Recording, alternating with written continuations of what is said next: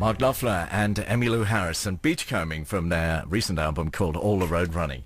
And Mark Knopfler is here. We're kind of taking the make that you'd forgotten all about it, really. Oh, well, had you? Maybe no, you I was had. just dealing with some Sunday drivers getting here. But it's very nice to be back and see you again. Yeah, it's good to see you. What have we kept you from? I mean, what are you normally doing on a Sunday afternoon? Usually watching motorbike racing. Which you were today, perhaps, were Yeah, you? a little earlier on there, yeah. Or just something like that, or writing a song, or whatever, playing with the kids. I hear Valentino is holding up a card saying, Colin, we're going to miss you. Yeah. What a sad... It's been such a bad week for motor racing, but what a way to end it. That's right, yeah. It's a tough one. Yeah. How did the doctor get on in the race? You won it. You won it? Oh, excellent. Yeah, about time.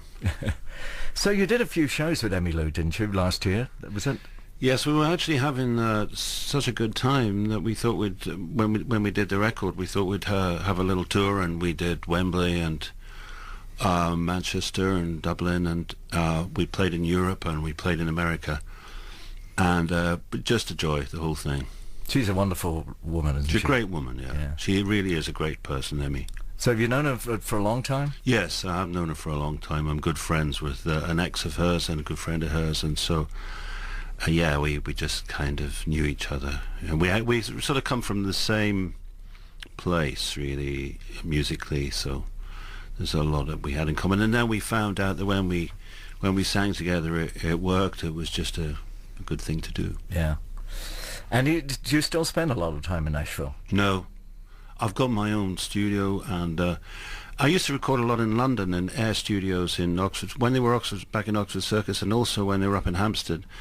And then I eventually bit the bullet and got on with it and built my own place, which of course is about 20 years too late, which is about typical for me. But it's really great fun being in there, and I actually did this new record there.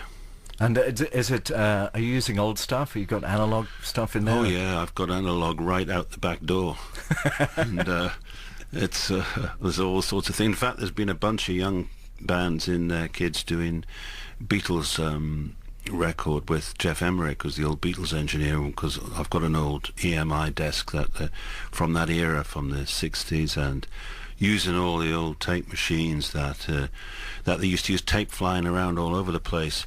Now, so you can make a wonderful analog record in there, but you could also make you can make a film score, you get an orchestra, you do all sorts of things in there. You work with modern stuff as well, so I like to think it's got the best of the old and the best of the new in the place. Yeah, I went round to Abbey Road a couple of years ago, and they showed me an old analog desk. Maybe it's the one that you've now got, because when digital came in, they just thought it was worth 50 quid. It was just junk. I remember in Germany they chucked out a lot of old mics as well. These old, wonderful old Neumann microphones that they must have just decided to modernize at some point, and they chucked them all in a skip, I think.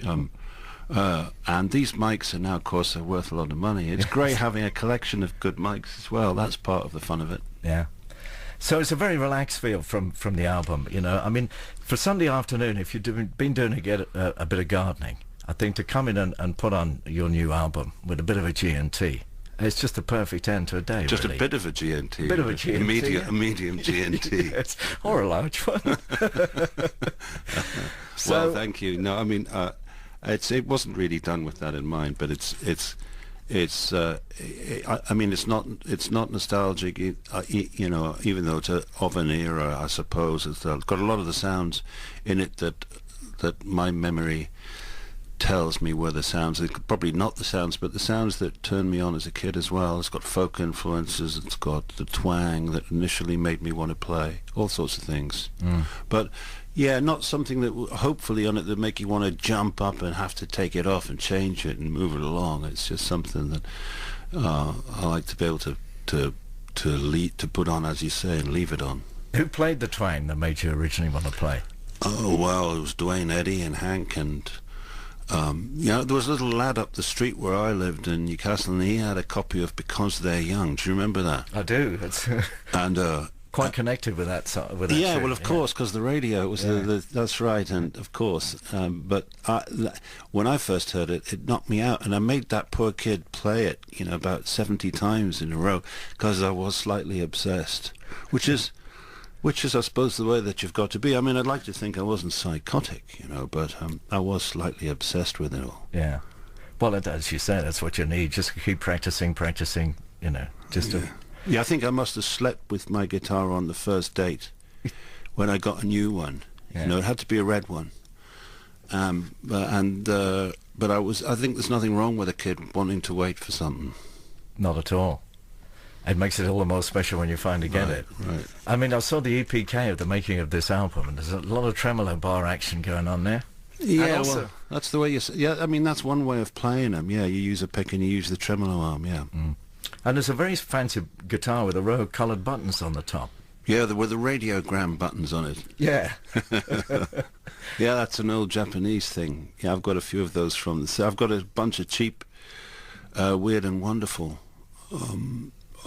weird and wacky guitars as well as proper ones. Yeah. Well, you got a proper one with you today, I guess. Yeah. What is it? It's a Martin. It's a a signature one. It's always a thrill for a guitarist to get a signature guitar, and they've really tried hard with this one. They call it the Ragpicker. Yeah, after one of my records. Okay, well, let's have a taste of the new album, new song. Well, I'll try one without the band, if that's okay, just with this thing here. Okay.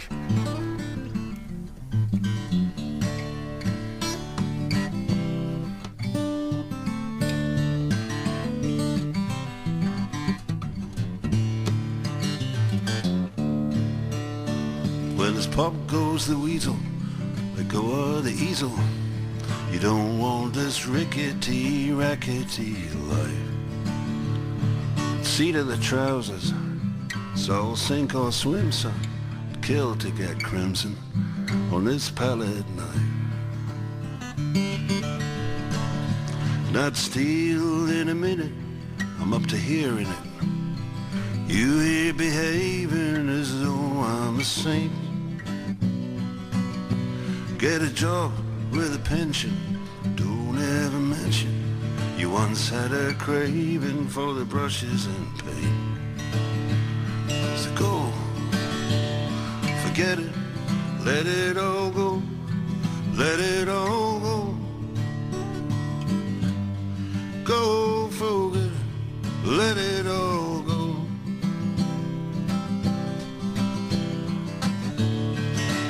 Go, forget it, let it all go, let it all go. Go, forget it, let it all go, let it all go.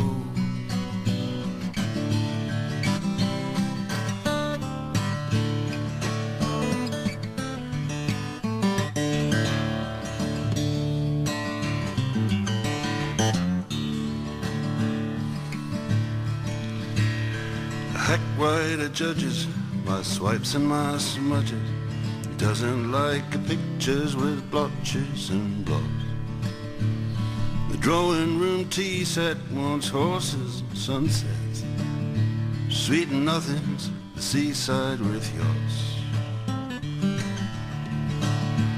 It's the end of the 30s, no time for arties. Over in Poland, a right old to do. So go join the Air Force, Navy, the Army.